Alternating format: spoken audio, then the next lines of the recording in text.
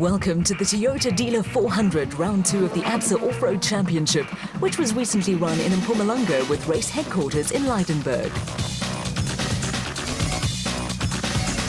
The Mpumalanga region is steeped in South African history, and the old and the new meet in Lydenburg, which nowadays is a growing and bustling metropolis.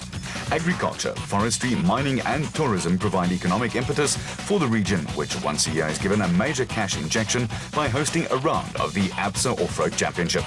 Teams from throughout South Africa and neighbouring territories take over Lydenburg for a weekend, with this year's Toyota Dealer 400 brought forward from its normal October slot because of fire hazards.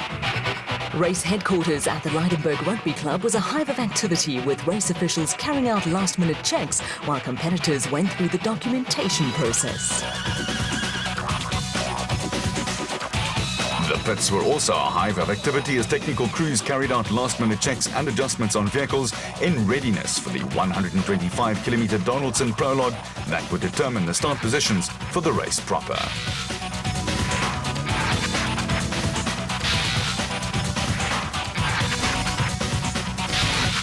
In the production vehicle category, a maiden win on the Adenko 400 saw Chris Visser and Jaapie Badenhorst take an early lead in the championship ahead of Gary Bertholdt and Andre Vermeulen and veterans Hannes Grobler and Henny Tersteegen. A longer than usual Donaldson prologue put additional pressure on crews, and bringing the event forward by a couple of months added to uncertainty over conditions on the route. Yeah, yes, with the time trials being so long, yes, we must just we'll just go as quick as possible and see if we can have a good start tomorrow. After missing the opening event of the year, the factory Ford Ranger team was back in action in a revamped vehicle. It's practically a new car. I think the chassis and the cab's about the only thing that hasn't changed. Last year was a big learning curve for us with the new TDCi Ford Ranger, so we've learned a hell of a lot, and we made lots of subtle little changes during the off-season, but a lot of them took longer than we expected. Our engine went back over to France, not to do anything to the engine, but just to fine-tune it as such, because last year we didn't really have time to do that. We were sort of putting out fires and making other changes. So the off-season's been good for us. Unfortunately, we had to miss the race in Cape Town because some parts came back late from overseas. But I think we made the right decision in the end. Unfortunately, some of the top dogs didn't do that well in Cape Town, so that played right into our hands. So hopefully we're all back to square one now. Also back in action was Thomas Rundle, with the Barton Tyre Services team acquiring the ex-Duncan Vosroff pitchfit factory-run Donaldson Nissan Navara. January I thought I was not going to race this year, and luckily I managed to put a team together. A good team at that. Got the ex-Duncan Vos Navara.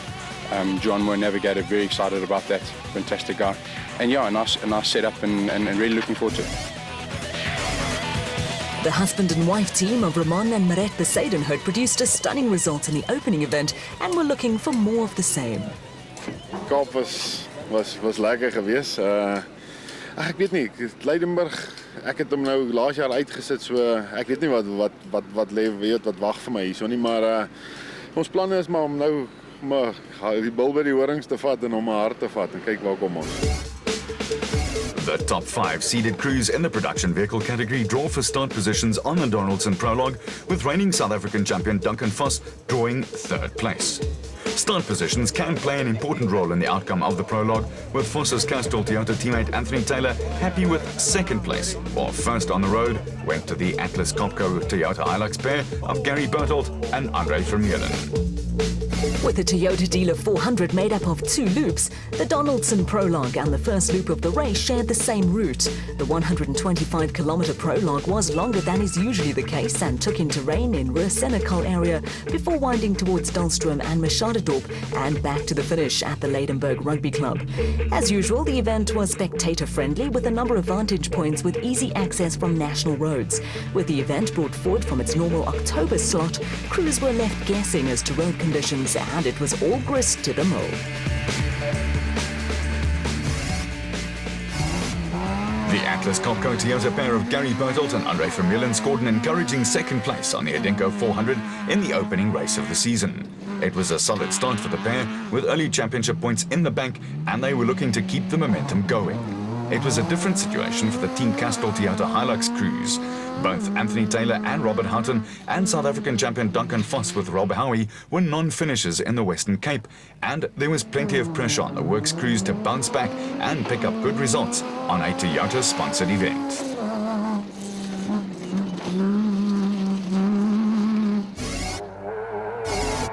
It did not take crews long to find out that bringing the race forward by a couple of months completely altered the complexity of the route. It was tougher than anticipated and a whole lot wetter than expected, but Roman and Marette Besadenhout continued where they left off in the Western Cape. Despite a couple of deviations from the route, the Besadenhouts in the Red Star Raceway Toyota Hilux produced the best result of their fledgling career in the Premier SP class to score their first Donaldson Prologue victory. The taller grass found in Mpumalanga at this time of the year added an extra degree of difficulty to the route. The tall grass made it more difficult to read the road ahead, and with plenty of water and wet patches, crews were soon jolted out of comfort zones. Like the Besadenhouts, Adenko 400 winners Chris Visser and Japie Badenhorst also picked up where they left off in the Western Cape, and a solid performance saw them finish 11 seconds off the pace in the RFS Visser Transport Toyota Hilux. The highly experienced Hannes Grobler and Henny ter Steege twice strayed from the route in the RFS Toyota Hilux. They quickly picked up the errors and were only 2 seconds behind Visser and Badenhorst. Duncan Vos and Rob Howie, though, were a further 30 seconds adrift, with the first of the Castrol Toyota Hilux entries showing the scars of battle.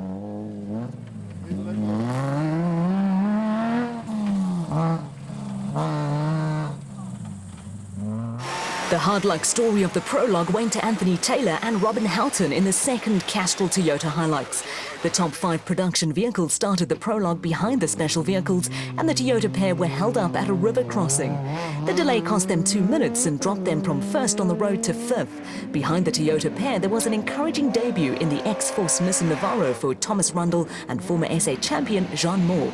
Former champions Neil Woolridge and Kenny Schuldhammer were a solid 7th in the Factory Ford Racing Ranger in what was also their first outing of the season, and behind them the steady Cobus van Tonder and Freddie Creel were having their first outing in the new Unifreight Ford Ranger.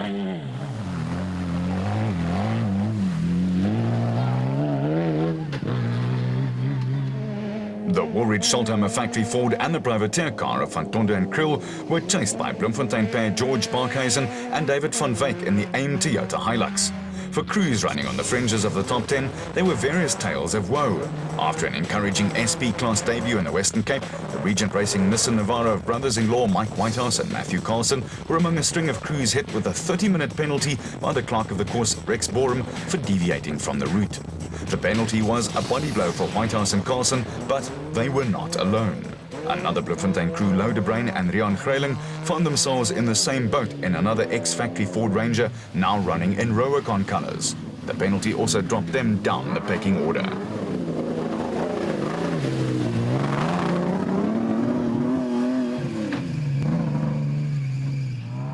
Since joining the SP-Class fold last year, brothers Willem and Dana Vos have found the going tough in the Vossies Toyota Hilux.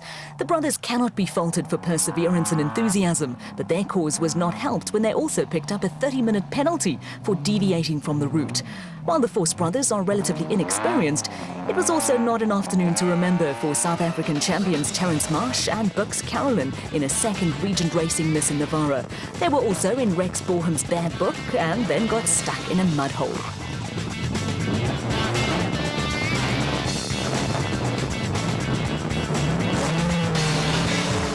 In situations like this, it is the navigators who do all the work, and the Regent Racing pair lost wads of time until pulled out onto the road by special vehicle crew Brandon Harkis and Ralph Pitchford. Back at the pits, the Donaldson Prologue postmortems were in full swing. For Castrol Toyota stalwart Robin Houghton, the longer-than-usual distance made for a difficult afternoon.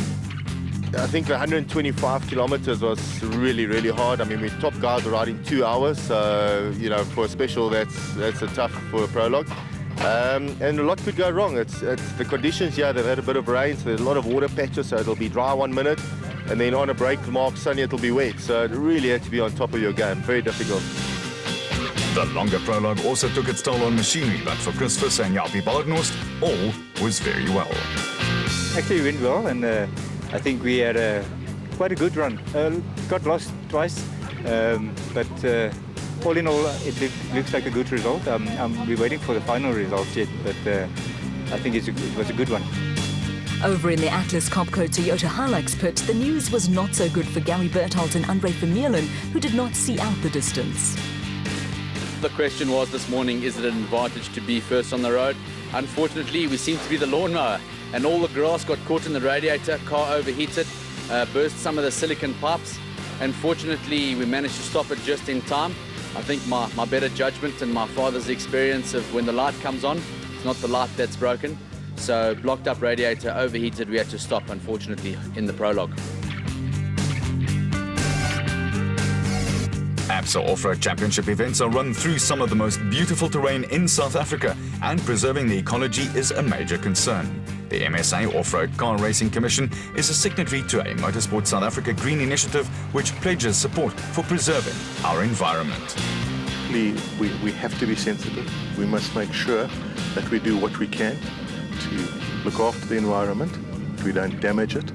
But certainly we're very happy to have signed the Environmental Charter, to be part of it, and to help grow, to make it a very important part of motorsport in this country.